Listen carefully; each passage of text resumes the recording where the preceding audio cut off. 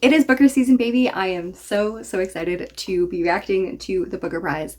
I have kind of been on a sabbatical from booktube and also from literary fiction, so I know for sure that I've not read any of these books, and I'm really excited to dive back in. It has been a good couple months of classic readings and just other following whims, and now I'm back and I am so refreshed and ready. So I did not even open YouTube because I was worried about the fact that this was going to be spoiled.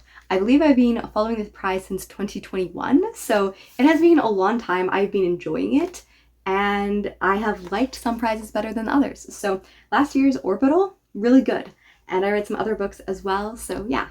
Let us look. Okay, yeah. See, the thing is, when you follow so many people who love the Booker Prize, you have to really avoid their reactions to it. Yeah, that is, for instance, Eric and Bob. Okay, and Scott. Where is the actual prize? That's the short. I don't want the short. I want the full. I guess this year it is a short. It is really going into the times. Let us go. Okay, Love Forms by Claire Adam. I'm also interested that it's like this rather than the official thing. I'm hoping it's going to give me a synopsis because I don't know any of the synopsis of these books. But I like the flowers. Oh, it's not. That sucks. I'm going to have to do some research of my own, guys. Imagine me having to do some research. The South, okay. And I just saw Universality because it just went fast. Okay, The South I know is the first book of 4 books by Tash Owl. I have heard people talk about it. Universality, I'm excited for. This is Natasha Brown. I read Assembly by her. An amazing book. Very good. So this is fun. I literally already put this on hold at the library. So that's exciting. One Boat by Jonathan Buckley. Interesting. I feel like this might get it copyrighted, so I should in fact mute it. Flashlight by Susan Choi. Yay! The Loneliness of Sonia and Sunny. Okay, this was by Kieran Desai, and I wanted to read her previous book that won, and I saw this on a few people's lists because I did, in fact, spend the last like 48 hours going through all of the videos that I hadn't been watching about the Booker Prize to get excited, so I'm excited. This looks great. I know that's not out till September, but I did already ask my library to notify me when it got it. The Additions by Katie Kitamura. Okay, this is another book that I heard stuff about. I'm so sad I have to do research. Imagine that. Okay, The Rest of Our Lives by Ben Markovitz. The Land in Winter, what a great title. Endling by Maria Riva. If I'm correct, Endling is about the last of the species before its time, so I wonder if it is an environmental book or it is like a metaphorical book, and it is in fact like a very nice landscape, so it seems like it could be. Okay, Flesh by David, whose last name I'm not going to try to pronounce. Okay, Sea Scraper. Interesting. Misinterpretation by Lydia Joga. Interesting. This sounds great. I'm so excited. Okay, those are all of the books. I'm going to go to the website now and I'm going to do some research. Okay, let's read their little judges selection features. Authors are representing 9 nationalities across 4 continents. Cool. With UK authors securing the highest number of nominations. Surprise, surprise. Kieran Desai, who was nominated 19 years after her previous book, won the Booker. Past shortlistees include Andrew Miller and David Selazny. 2 debut novelists among 9 authors who appear on the Booker Prize for the first time.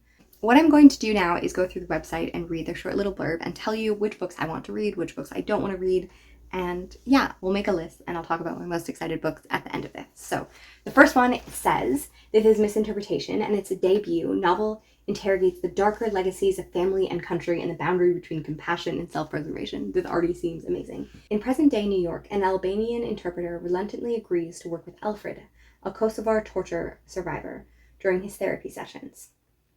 Wow. I think I'm just going to read that. I don't think I need to read anything else. I think that sounds amazing. I wonder if it's one of those small indie books that I'm not going to be able to get a hold of. So the next one is Sea Scraper. And it says, a mesmerizing portrait of a young man confined by his class and the ghosts of his family's past, dreaming of artistic fulfillment. Already sounds amazing. Thomas lives in a slow, deliberate life with his mother in Lawn Ferry, working his grandpa's trade as a shanker. He rises early to take his horse and cart to the gray, gloomy beach and scrape for shrimp. I think that I want to read this. Haunting and timeless, this is the story of a young man hemmed in by his circumstances, striving to achieve fulfillment far beyond the world he knows. I do think that I indeed want to read this. Okay, let's look at the book next one. This one is called Flesh, a propulsive, hypnotic novel about a man who is unraveled by a series of events beyond his grasp. See, this and the name makes me think I don't want to read it as much. 15-year-old Istvan lives with his mother in a quiet apartment complex in Hungary. New to town and shy, he is unfamiliar with the social rituals of school and soon becomes isolated with his neighbor, a married woman close to his mother's age, as his only companion. Their encounters shift into a clandestine relationship that he barely understands, and his life soon spirals out of control. I'm hoping that this is about abuse and not a weird glorifies one. Interesting. I don't know if this is a book I will pick up. I'm almost sure it is a book I will not pick up unless I hear very good reviews. So the next one is Endling, and it is an unforgettable debut novel about the journey of 3 women and one extremely endangered snail through contemporary Ukraine. I was right about it being an Endling. Ukraine 2022. A very ripe time for, peace. Yiva is a maverick scientist with scores of country forests and valleys, trying and failing to breed rare snails while her relatives urge her to settle down and start a family of her own. So science is something that I wish I cared more about.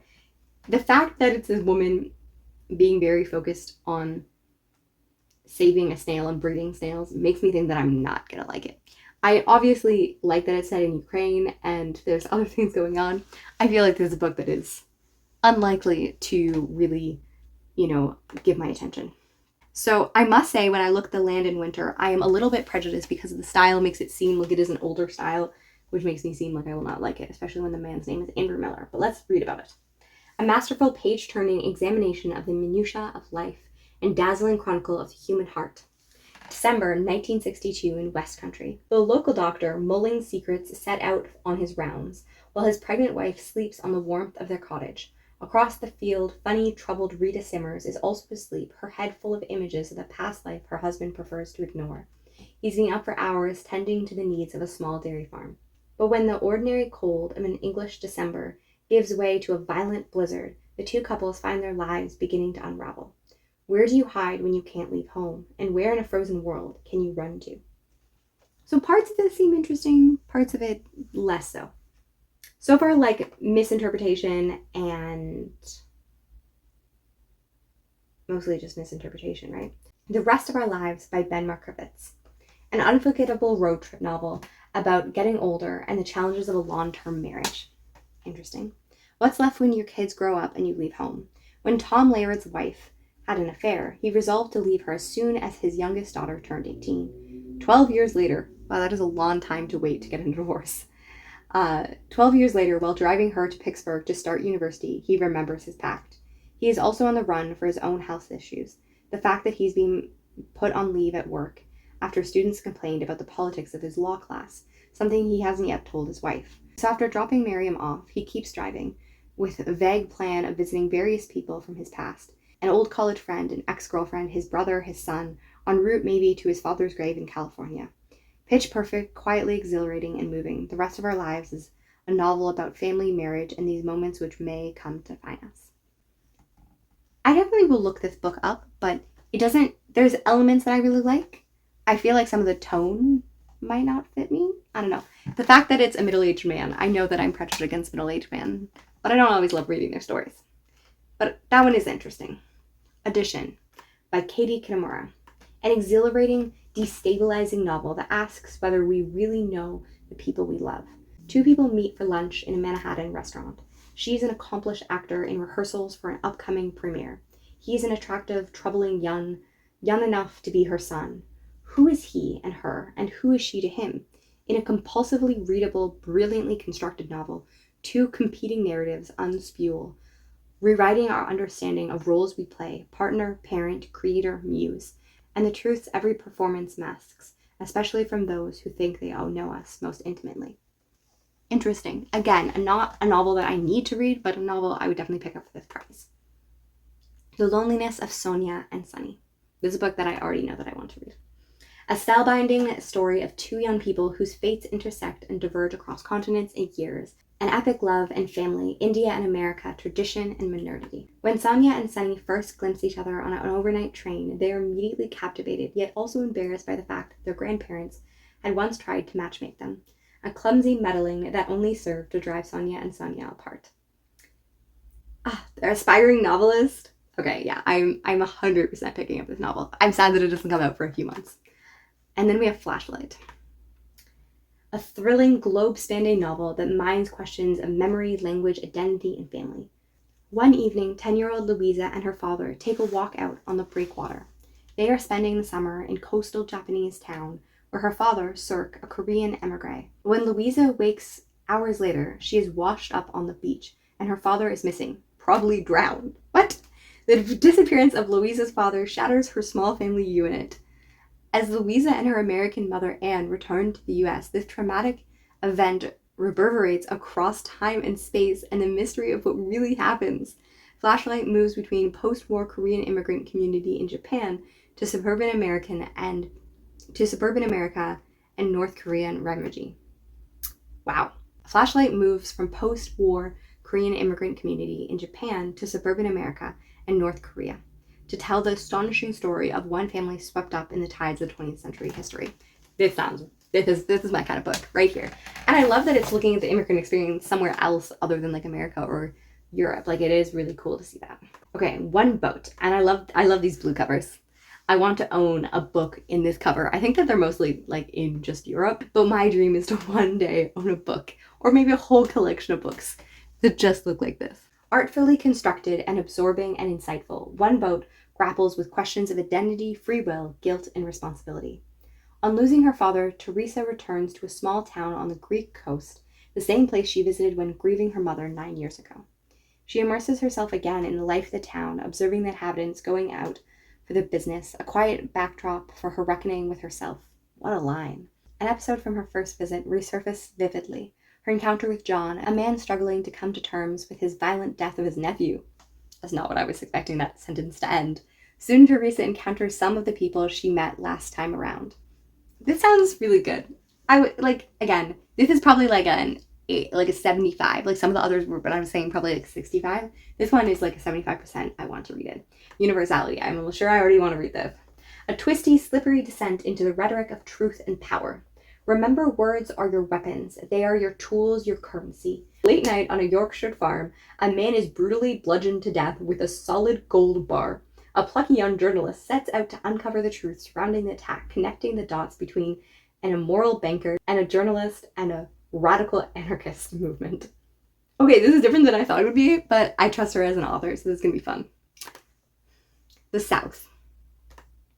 I heard that this book feels a little bit incomplete. A radiant novel about family desire and what we inherit, and a longing that blooms between two boys over the course of one summer. When his grandfather dies, a boy named Jay travels south with his family to the property he left them, a once flourishing farm that has fallen into disrepair. The trees are deceased, the field parched from the months of drought. And this is, again, probably a book that I might look into, but probably won't pick up. So I think that, on my count, the books that I have left are, Love Forms. I never looked at this book. I must have missed it. Okay. Love Forms. In the heart-aching novel, a mother searches for the daughter she left behind a lifetime ago. Trinidad, 1980. Dawn Bishop, aged 16, leaves her home and journeys across the sea to Venezuela. There she gives birth to a baby girl and leaves her with nuns to be given up for adoption. Dawn tries to carry on with her life, a move to England, a marriage, a career, 2 sons, a divorce, but through it all she thinks of that one child she had in Venezuela and what might have happened. Then 40 years later, a woman from the internet forum gets in touch. She says that she might be Dawn's long-lost daughter, stirring up complicated mix of feelings. Could this all be the person to give form to all the love and care Dawn has left to offer? Wow, that is a book that is definitely going on my list. Okay, so Love Forms, definitely going there. And then we also have Misinterpretation, and then we have The Loneliness of Sonia and Sunny. And did I say that I had any other ones that I really... Oh, The Rest of Our Lives, maybe. Yeah. I think the ones that I am just called to the most is The Loneliness so far, but like some of these I'm excited for it. I'm going to go check in my library. I'm going to see what is available, and I'm really hoping that this is a wonderful Booker season. And yes, I know that I've been mostly looking over there reading stuff, but I'm so happy that you're here. I would love to know what books you're most excited for, what seemed the most shocking, what books have we never heard about. I want to hear all the tea, and yeah, have a great time, and I will see you next time. Bye.